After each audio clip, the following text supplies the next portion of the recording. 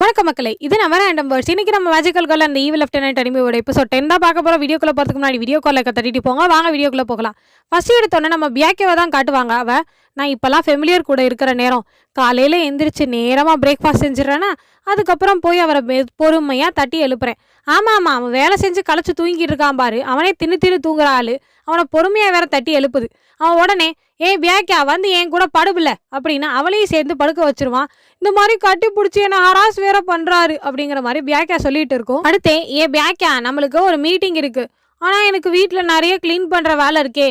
உலகத்தோட பிரச்சனை முக்கியமா இல்லை நீ க்ளீன் பண்ணுறது முக்கியமா? சில நேரத்தில் இந்த மாதிரி சாப்பிட்டதுக்கு அப்புறம் மீட்டிங்னு சொல்லி உட்கார வச்சு ஏதாவது பேசிக்கிட்டு இருப்பான் இவன். ஆக்சுவலாக இன்னைக்கு நம்ம எதை பற்றி தான் பேச போகிறோம் அப்படின்னு பியாக்கா கேட்டோன்னே, அது ஒன்றும் இல்லை, முதல்ல நம்ம உன்னை வந்து ஒரு மேஜிக்கல் கேர்ளாக மாற்றணும். மேஜிக்கல் கேர்ளாக மாற்றுறதுக்கு பர்டிகுலராக அப்படி என்ன தான் தேவைப்படும் அப்படின்னோடனே, இங்கே பாரு, இந்த மாதிரி ஓவராக வாய் பேசிக்கிட்டு இருந்தேன்னு வச்சுக்கவேன், அப்படியே பாரு என்ன பண்ணுவேன்னு எனக்கே தெரியாது, வாயை மூடிட்டு உட்காரு. நீ வர்ற என்ட்ரன்ஸுக்கு ஒரு கேட்ச் ஃப்ரேஸ் வைப்போமே. கேட்ச் ஃப்ரேஸா? இங்கே பாரு, வாயை மூடு, இப்போ நானே பேசுகிறேன் பாரு. ஹாப்பி ஹாப்பி ஹாப்பினஸ், என்னோட ஹாப்பினஸ்னால நான் உங்களை எல்லாத்தையும் மறக்கடிக்க போகிறேன் அப்படிங்கிற மாதிரி நீ பேசுகிற. அப்படின்னோடனே, நிஜமாலுமே நான் இதை பண்ணி ஆகணுமா? பண்ணி தான் ஆகணும். சரி நான் பண்ணுறேன் கண்டிப்பாக அப்படின்ட்டு அவளும் ஹாப்பி ஹாப்பி ஹாப்பினஸ் அப்படிங்கிற மாதிரி பேசி காட்டுவாளா. பியாக்கா, எனக்கு பயங்கரமாக சிரிப்பாக வருது தெரியுமா? நான் உனக்கு பிடிக்கவே இல்லைனாலும் நீ அந்த விஷயத்த செய்கிற பற்றியா, அதுதான் எனக்கு ரொம்ப பிடிச்சதே உங்ககிட்ட, அதுதானே என்னோட வேலையே. அப்போனோன்னே, சரி இப்போ நம்ம செகண்ட் என்ட்ரன்ஸ்க்கு போகலாம். இங்கே பார்த்தியா, உன் ட்ரெஸ்ஸில் சின்ன சேஞ்சஸ் நம்ம கொண்டு வரணும் அப்படின்னு சொல்லிட்டு அடுத்தடுத்து அவளோட ட்ரெஸ்ஸில் சேஞ்சஸ் கொண்டு வந்துட்டே இருப்பான். பார்த்தா அவளோட ஜட்டி சைஸ் குறைஞ்சிக்கிட்டே வரும். என்னது இது? கடைசியில் பார்த்தா ஒன்றுமே இல்லாமல் வச்சிருவான். இது கொஞ்சம் கூட நல்லாவே இல்லை. அப்புறம்னே, என்ன நீ அவுட்ஃபிட் சேஞ்சுனா நிறைய அவுட்ஃபிட் போட்டுகிட்டே இருப்பாங்களா? இல்லை நான் அப்படி கேட்கல, ஆனால் கொஞ்சோன்னு ஃபேப்ரிக் ஆட் பண்ணலாம்ல. இங்கே பாரு, நீ இந்த மாதிரி போட்டுட்டு போனேன்னா ஒரு கேம் சேஞ்சராகவே மாறும். நீ என்ன பண்ணுற அப்படின்னு சொல்லிட்டு அவளை தூக்கி மடியில் வச்சுட்டு நோண்டிக்கிட்டே இருப்பான் அங்கங்க. சாம்பூசான் என்னை காப்பாத்துங்க. இங்கே பாரு, இப்படிதான் எனிமிக்கிட்ட ஓடுவியா? உன்னை காப்பாத்திக்க சொல்லி லூசு. உனக்கு புரியவே புரியாதுல்ல. நான் உனக்கு ஒரே ஒரு அட்வைஸ் சொல்கிறேன், அதை கேட்டுக்கோ. அந்த சாம்போசான் இருக்கான் பத்தியா, அவன் சரியான கேவலமான ஆளு. அப்படியெல்லாம் சாம்போசான் கிடையாது அப்படிங்கிற மாதிரி இவ கத்திக்கிட்டே இருப்பாளா. இல்லை அந்த கேவலமானவன்ட்ட நீ இனிமேல் பேசவே பேசாத. இந்த மாதிரி தான் எங்களோட ஒவ்வொரு மீட்டிங்கும் போகும். அடுத்தே நம்ம மீராவோட இடத்த தான் காட்டுவாங்க. அவங்க எல்லாரும் ஏதோ மீட்டிங் மாதிரி உட்கார்ந்துருப்பாங்களா. இன்னைக்கு மீட்டிங்கோட டாபிக் நான் சொல்கிறேன். நம்ம 17th ஆனுவல் பார்ட்டி நடக்க போகுது இந்த ஈவில் ஆர்கனைசேஷனோடது. அதனால எல்லாரும் நம்ம இதை நல்லா செலிப்ரேட் பண்ணணும் அப்படிங்கிற மாதிரி மீரா சொல்லும்போது, இந்த ஃபோமல் ஹாட்டு, நம்ம இந்த வருஷமும் பண்ண போகிறோமா, நம்ம பேசாமல் இதை டிசைட் பண்ணாமலே இருக்கலாமே அப்படிங்கிற மாதிரி ஒவ்வொருத்தவங்களும் ஒவ்வொரு விஷயத்த சொல்லிட்டு இருப்பாங்க. அப்போ மீரா வந்துட்டு, இங்கே பாரு, எல்லாரும் வாய் பேசுறதை நிறுத்துங்க, நம்ம கரெக்டாக டைமுக்கு முடிக்கணும். ஏன்னா இந்த வாட்டி கிங் ஆசைப்பட்டாரு. ஆமாம், அந்த கிங் ஆசைப்படுவான், எல்லாமே அவனோட என்டர்டெயின்மெண்ட்டுக்கு தானே. நம்ம உடம்பெல்லாம் சக்கையா புழிஞ்சு காய போட்டு அப்புறம் தான் அவன் விடுவானே. ஐயோ, அவன் பயங்கரமாக டார்ச்சர் பண்ணுவானே அப்படிங்கிற மாதிரி எல்லாரும் கத்திட்டு இருப்பாங்க. உடனே மீரா வந்துட்டு, அதெல்லாம் இல்லை, பண்ணியே ஆகணும். ஏன்னா நம்ம கிங்கோட அடியாள் தானே, நீ சொல்கிற உன்னையும் தான் அவன் டார்ச்சர் பண்ணுவான். உடனே மீரா, நான் தான்ப்பா ஈவெண்ட் ஆர்கனைசர், அதனால எனக்கு எந்த பிரச்சனையும் இல்லை. சபா தப்புச்சான் போல இருக்கே அப்படிங்கிற மாதிரி அந்த பொண்ணு நினச்சிட்டு இருக்கும். அடுத்தே, இதெல்லாம் நினைக்கும் போது எனக்கு வயிற்ற கலக்கிற மாதிரி இருக்குது அப்படிங்கிற மாதிரி ஒரு ஆள் சொல்லும்போது, ஃபோமல் ஹார்ட் உடனே, உங்களுக்கு ஏதாவது பிரச்சனையா? சடல் சூட், நான் வேணா மெடிக்கல் ரூமுக்கு கூட்டு போகவா? நீ வாயை மூடிட்டு உட்கார்ந்தாலே போதும், நான் நல்லா இருப்பேன். இந்த ஃபோமல் ஹார்ட்டி எல்லார்ட்டையும் அசிங்கப்படுறான்ப்பா. ஆமாம், இப்போ போய் நம்ம என்ன தீமை யோசிக்கிறது, என்னால் ஃபோக்கஸே பண்ண முடியலையே அப்படின்னோட மீரா உடனே, போன வாட்டி செஞ்ச அதே தீம் தான், இந்த வாட்டி யாருமே சிரிக்கக்கூடாது. எனது போன வாட்டி செஞ்சுதா, அதை நினச்சாலே எனக்கு பயமாக இருக்குது அப்படிங்கிற மாதிரி அந்த சேடல் சூட் வந்து அழுதுகிட்டே இருப்பானா. உடனே என்னாலையும் தாங்கிற மாதிரி எல்லாரும் கத்திகிட்டே இருப்பாங்க.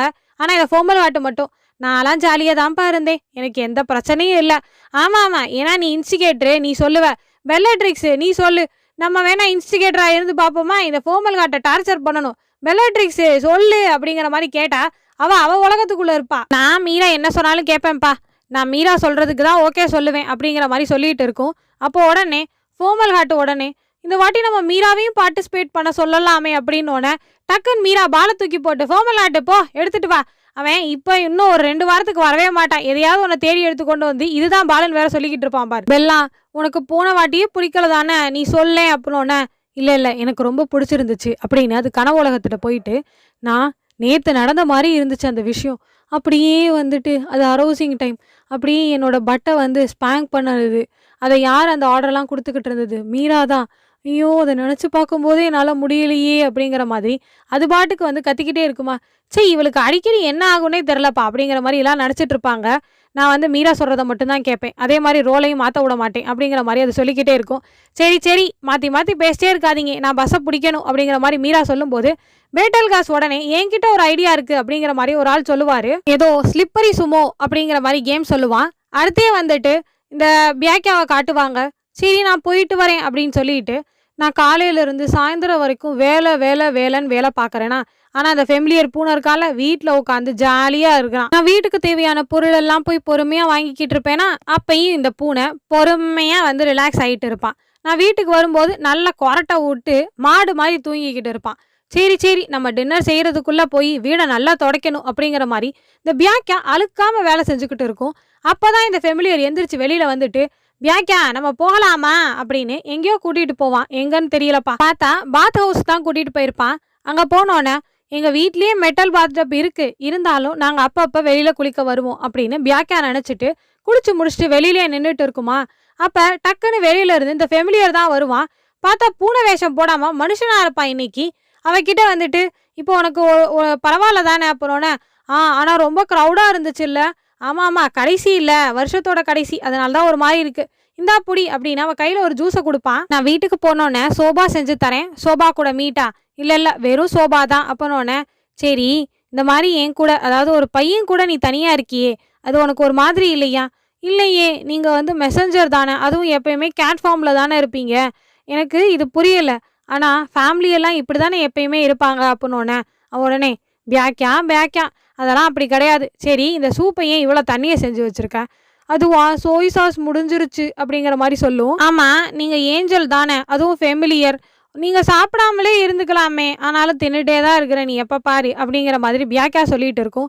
"இந்த ஃபுட்டு நல்லா இருக்குல்ல? இவ்ளோ பிளெயினா இருக்கிற ஃபுட்ட போய் நல்லா இருக்குங்கிறியே." அடுத்து பியாக்யா, "ஹாப்பி நியூ இயர்." அப்படிங்கிற மாரி சொல்லும். அடப்பாவீங்களா, போன வாட்டி கிறிஸ்மஸ், இந்த எபிசோடுக்கு நியூ இயரா? இதோட இந்த எபிசோட் முடியுது மக்களே. அடுத்த எபிசோட்ல சந்திக்கலாம். அது வரைக்கும் ஆரா ஆரா. சயோனாரா.